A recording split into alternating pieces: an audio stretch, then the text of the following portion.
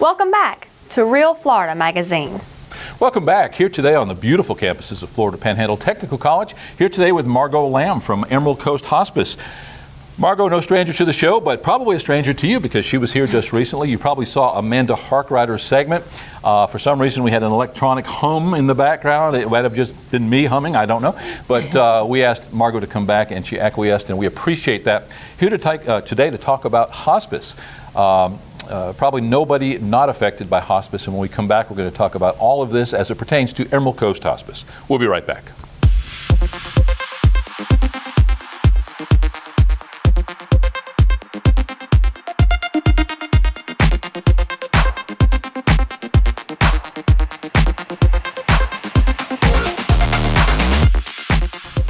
Welcome back. Our guest today, as mentioned, is Margo Lamb from Emerald Coast Hospice.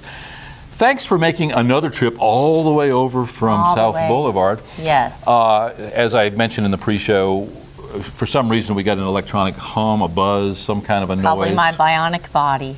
Do you have a pacemaker? No, but I am bionic woman. Ah. Yes. Okay.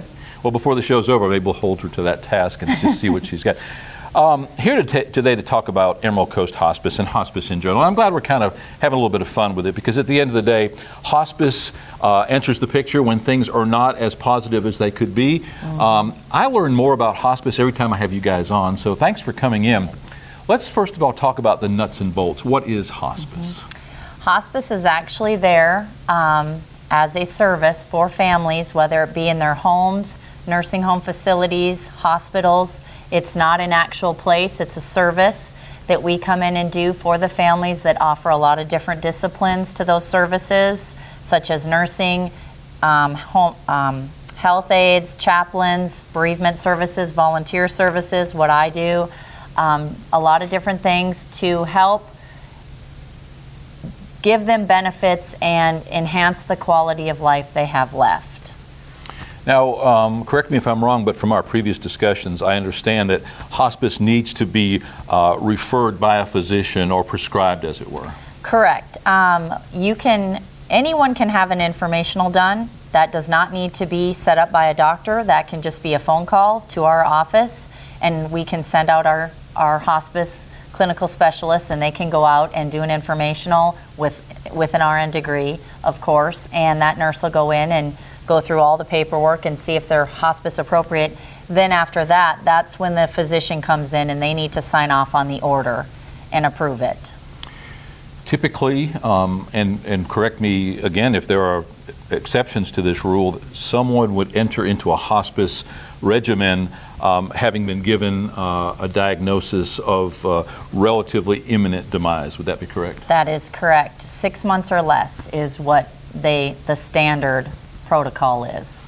Not long ago, you and Amanda and Julie from your office, you guys came in and you gave me personally, and I'm sure a bunch of the people who were there at Chipley Kiwanis that day for lunch, just a wonderful piece of news, and that is up to 10% of the people who enter hospice graduate, if you would, and you explained that it's through regulation of medications or changing lifestyle brought about totally by that volunteer or that hospice regimen. Right. Talk about that whole thing.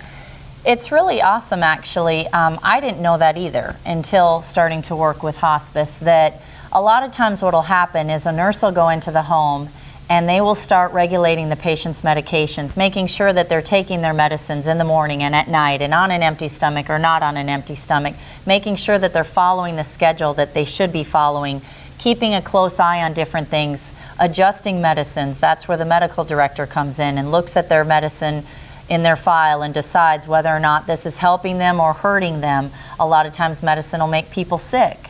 And so they're like, okay, well, there's really no point in them taking this medicine anymore. It's only making them nauseated, which is in turn keeping them in bed. So they start adjusting that and start really focusing on the needs of the patient on a at-home basis and what they're going through.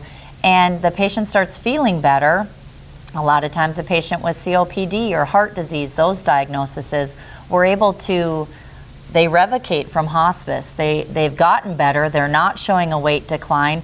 They're not showing certain standards that need to be met in order to stay on hospice. And Medicare does watch us with a microscope to make sure we're not just letting patients stay on hospice for a financial benefit, that we are actually seeing a decline, and with that decline we can keep them on the service. If they don't decline, we discharge them, and that's a great thing. Yeah, and all too often we find that there's not as much communication as there should be, in some cases no communication, between different physicians treating the same patient. So you have medications which may contraindicate, you have Right. situations where, again, we're making the patient worse by giving them too much then.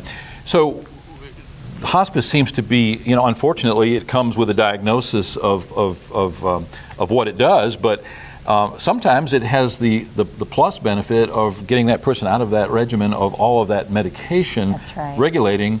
Sometimes just a simple change in lifestyle, getting some exercise, Yes. that sort of thing. Yes, exactly, and it's really cute actually. We've had several patients that when we tell them, look, we're just not seeing a decline, we're going to have to probably discharge you from the service, they beg us not to. They're like, please don't discharge us, and we're like, no, this is a good thing, really. It's super cute actually. They really love the attention that they get and the support that they get. And that's where the volunteer services come in too. They build a relationship with our volunteers that come in and sit with them and socialize and things like that. And they obviously build a huge rapport with the chaplains.